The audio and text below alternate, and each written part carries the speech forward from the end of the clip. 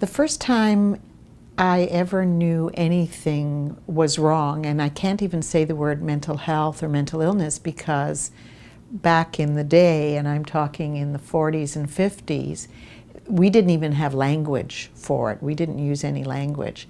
I remember coming home from school one day, and back in that day, not to have my mother in the kitchen was a bit astonishing. It's hard to believe right now, but back then it was, well, where could she possibly be? Eventually, I found her lying in bed, fast asleep at 4 o'clock in the afternoon.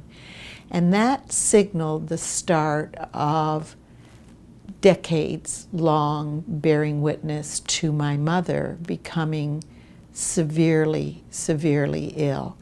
She was a dynamic, outgoing, vivacious, friendly, accomplished woman who simply started to fade away. I often use the term, it was like a colored photograph turning into sepia and just fading away. When she wasn't asleep, she was crying. And when she wasn't crying, she was sobbing and yelling and screaming. This went on for years and years, and from the vantage point of being a child, it was confusing, it was frightening. In many ways, it was embarrassing because my friends' mothers didn't behave like this. It was rough on the entire family. We were kind of thrown into a tornado of this thing called mental health, which none of us understood at that point. I'm not sure if I'd actually even heard the phrase mental health at that point. The word depression to me was not depression in the sense of a mental illness. It was the Great Depression. That's the only mention of that word I'd heard before. So it kind of threw us into this storm, this tornado, this dark place where we were searching for a light, but we couldn't find it.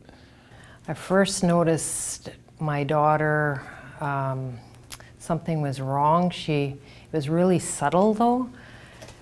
She was withdrawing and I didn't really understand it because my daughter and I are really close as a single parent.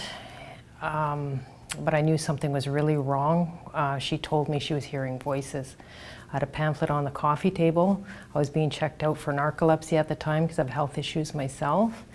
And one of the severe symptoms of narcolepsy is hallucinations, and she just read that. And that reading about it made her comfortable to tell me because she had been hiding it for almost a year, that she was sort of hearing things intermittently.